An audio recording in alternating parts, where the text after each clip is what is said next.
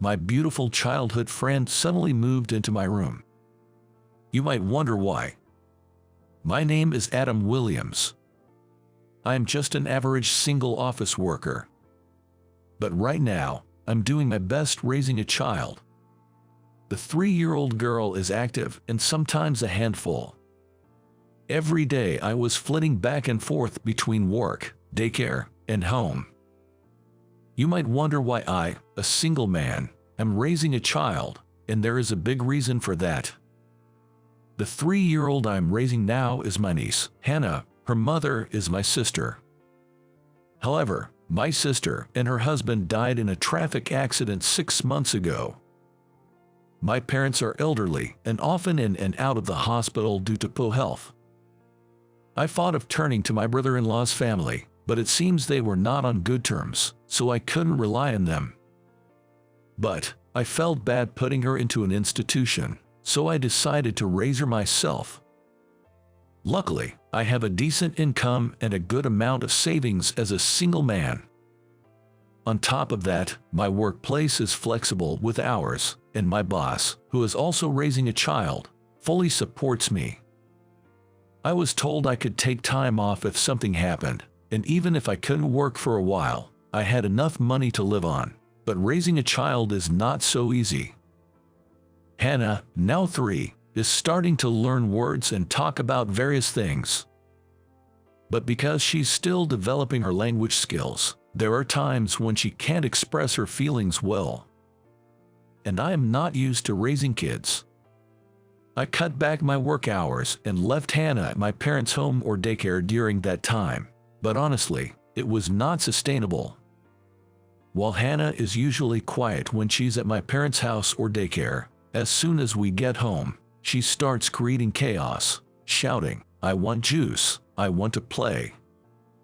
If I scold her while she's throwing a tantrum, it only makes things worse. In the beginning, I had determined to raise Hannah, but after taking her in for a few months, I'll be honest, I was feeling down. Every time Hannah cried, I felt like she was saying that she'd be better off with her real family, and I was feeling pressured. Seeing me like this, my parents decided to help. They sent a housekeeper to help me out. They suggested I should take a little break.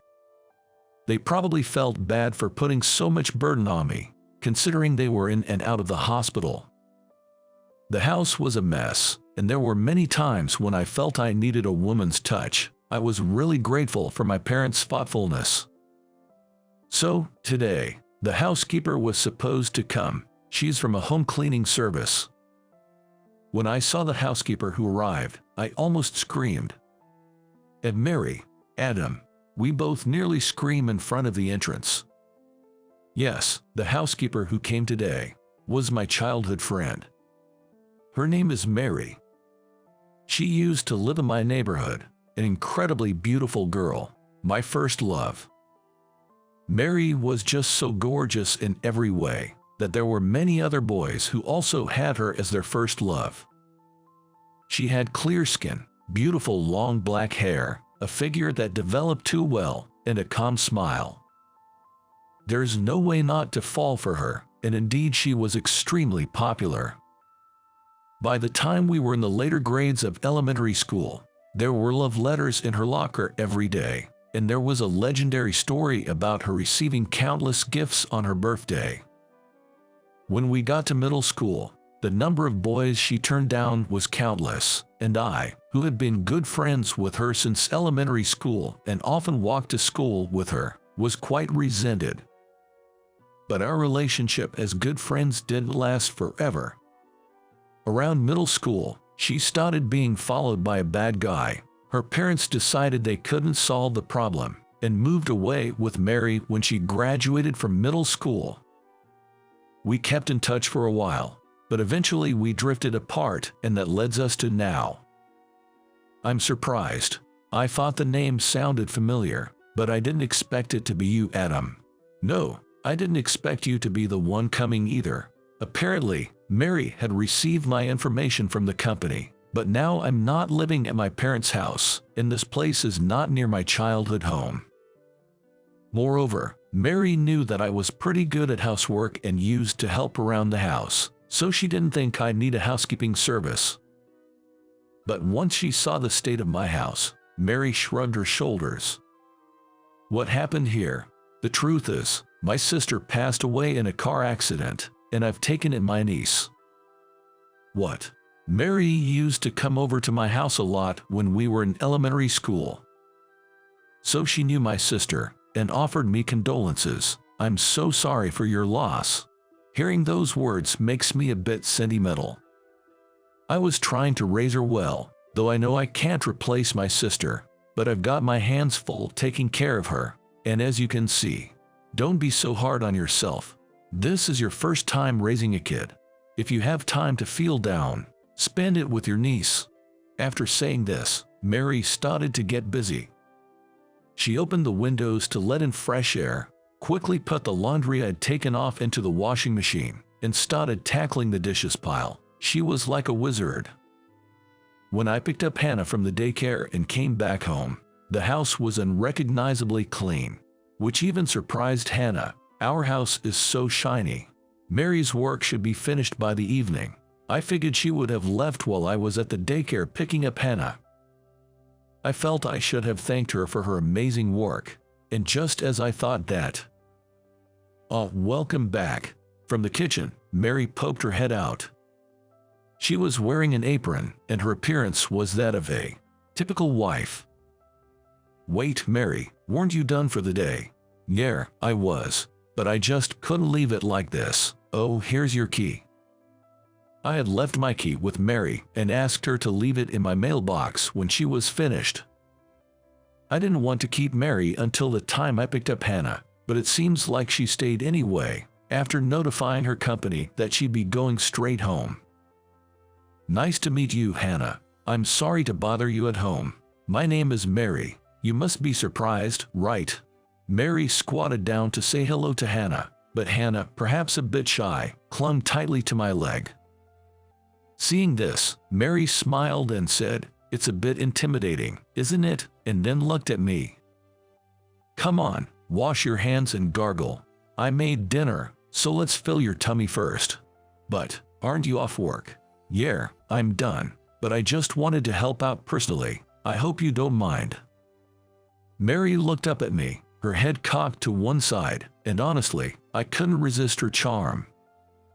In fact, I was quite pleased.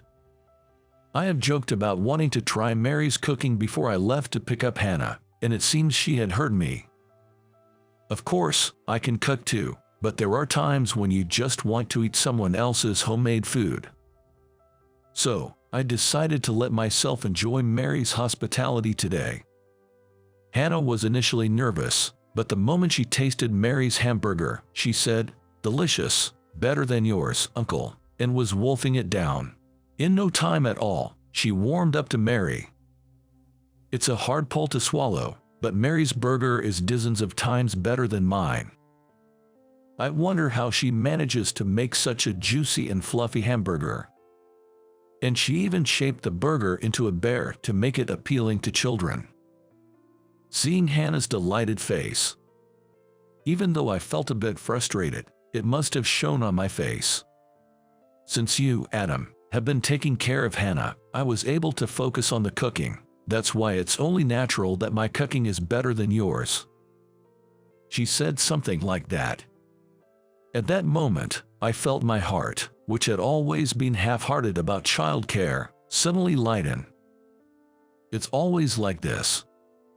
Mary knows just the right words to say when you need them.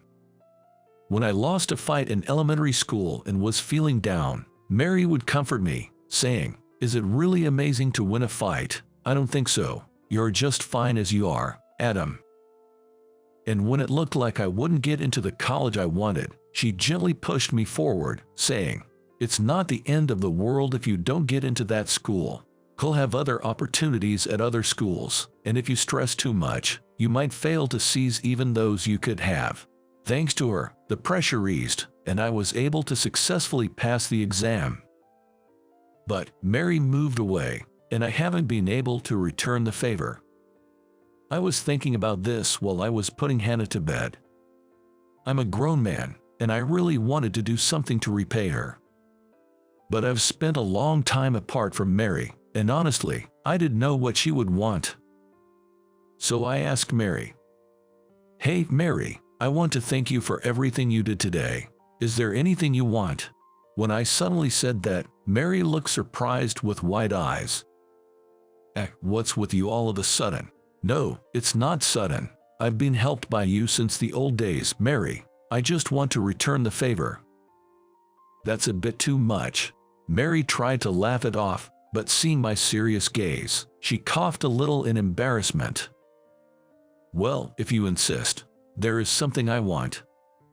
"Really? What is it?" "I can't promise anything, but I'll try to get it for you." "Well, a spare key to your place." What? Mary looked straight into my eyes, without making a joke.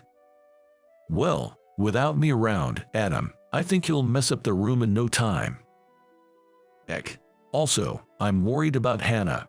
Girls grow up so fast. Even you sometimes make comments that lack delicacy, so I want to stick around for a while." Saying that, Mary extended her hand. "Are you sure about this?" "Absolutely. It will be convenient for me, and I'll be happy to have access to your house." Mary gifted me with a warm smile, so I handed her the spare key. Since then, my life has changed dramatically. In the beginning, Mary would come over in between her housekeeping service jobs, but that was just at first. Lately, she's started staying over at my place, claiming that it's too much trouble to go home. Living under the same roof with the woman I once adored. It's a wonderful thing. But the reality is, with a 3-year-old girl in the house, there's no time to dwell in such moods. Thanks to Mary taking over the housework, I can spend time with Hannah, and Hannah returns home having learned a lot at her daycare. If I take my eye off her for even a moment, I'd surely be left behind her growth. So, I was happy that I could properly look after Hannah, and Hannah too has seen changes. She must have associated Mary with her mom. Hannah started to become more dependent on Mary, and she stopped throwing tantrums. Even if Mary isn't her mother, the presence of a woman who is there to protect her must have comforted Hannah. Before we knew it, neither Hannah nor I could imagine a life without Mary. We started going out together, playing together, just like any normal family. It was about time to be a real man. I started thinking about marrying Mary and wishing that we could stay together forever. But what about Mary? Well, she's done so much for us. I wanted to believe she feels the same way. But this is not something I can rush into. With that thought, I hesitated. Can anyone blame me? I didn't want to ruin this relationship. But all things have an end, and that day came suddenly. Actually, I was married before. It was when Hannah was asleep, and we were enjoying a quiet drink. Perhaps buoyed by the alcohol, Mary dropped this bombshell out of the blue. What? I was so surprised that I involuntarily screamed out loud. I hurriedly clamped my mouth shut and looked at the bedroom, but Hannah hadn't woken up. Feeling relieved about that, I listened to the rest of Mary's story. I thought, this guy seems nice, I could marry him, but turned out he was a huge narcissist. He only kept me around because I was pretty, and he demanded I make an effort to stay beautiful. Can you believe that? Mary was unusually venting as she said so. Despite her beauty, Mary was always sought after for her looks. Whenever Mary did anything even slightly ungirly, they all left her. It's so much easier with you, Adam. You don't complain if I don't drink cute cocktails or comment on the design of my pajamas. That's just because your taste is so terrible. I've given up commenting on it. What did you say? While exclaiming, Mary puckered her lips and guzzled her beer in a robust manner. She always drinks like this, but today she was even faster and more masculine. By the way, the pajamas she's wearing today have a rather unique design, featuring a character depicted as a teacup with arms and legs, sitting on heels. I wondered why Mary chose it, but Hannah found it very good. I didn't understand it, and I'm not one to comment on Mary's clothes, but if a woman differed from their ideal, some men would point it out or even enforce their ideals. That must be quite stifling. So, thank you, Adam. For always accepting me. I should have married you. I wonder why I ever let you go. With that, Mary slumped over the table. I thought it was her way of hiding her embarrassment, but I was wrong. Mary had fallen asleep right then and there. Sheesh, you've had too much to drink tonight. I carried Mary to bed. In her own way, Mary must have struggled. All that struggle just spilled out a little. It's just because of the alcohol. This isn't Mary's true feelings. Besides, she just mentioned she's been divorced. She's probably trying to tell me she's not thinking about getting married again, but if she does want to get married, she'd want it to be with me. I just don't know anymore. I seriously pondered what Mary had said, but I still couldn't find the answer. So, the following evening, without a nightcap, I asked Mary. I figured I had to ask. Mary, do you want to marry me? What? Caught off guard by my question, Mary's gaze wanders. A little flustered, she stammers out, I'm sorry. I said something weird yesterday, didn't I? I get it. You have Hannah, and you're not thinking about marriage, right? We've been friends since we were kids, so we couldn't possibly see each other that way. And yet, I said something like that yesterday. Wait a minute. I want to marry you, Mary. I grab Mary's arm as she panics, staring at her intently. Then Mary looks at me with wide eyes. Mary, me, you do that. That's why I'm having this conversation. Geez, you always understand others so well, but when it comes to yourself, you're so slow. Really, no way, yay. Mary hugged me, careful not to wake up Hannah with her excitement. I was surprised, but I stroked her head. Mary cared about me too, but she held herself back, seeing me struggle with raising Hannah, figuring I didn't need more on my plate. In other words, the two of us, together, couldn't take that important step. It's pathetic for adults like us, but maybe this is the result of being too considerate because we care about each other so much. But Mary, are you really ready to get married? Usually, people are more careful about this kind of thing. I'm ready in my heart. Saying this with a smile, Mary stepped back from me. She then took something out of her bag and held it out in front of me. When she unfolded it, it's a marriage certificate. When did you get this? You remember how I told you yesterday that I was divorced? That made me want to show my commitment, so I picked this up today. Mary said this with a shy smile. Despite all the talk, I was determined to properly convey my feelings to Mary, who had prepared so well. I love you, Mary. I love you too, Adam. And with that, we both broke into laughter. Not long after, Mary and I got married. It's what you'd call a zero-dating courtship marriage. We were practically dating, but we had never been on an official date or anything like that.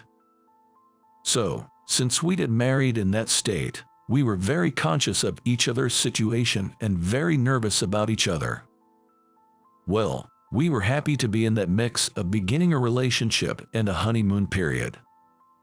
You get what I mean, right? Despite all this, we didn't have a wedding ceremony. There's Hannah to think about after all. Besides, we thought our apartment was too small, so we bought a house, which meant we couldn't afford a wedding. Once we got the house and bought a car, Hannah, before we knew it, was 6 years old and had grown into a grade schooler. With our marriage, we officially adopted Hannah and we became a legal family. Now, hearing her call us Dad, Mom, brings us so much joy. And our family isn't just Hannah. There's a new addition on the way, in Mary's belly, our child, who will be Hannah's little brother or sister. Even though Mary's not showing much yet, Hannah has already started helping out around the house, perhaps in the spirit of being a big sister. Mary always said that girls grow up fast. She wasn't kidding. But there's always laughter around us. We're happier now than I could have ever imagined when it was just Hannah and me, and I am fiercely determined to protect this life at all costs. For Hannah, for Mary, for the child who's on the way, I've resolved to do my very best. How did you find it? Your subscription to the channel motivates us to create more content. Let's meet again in the next video.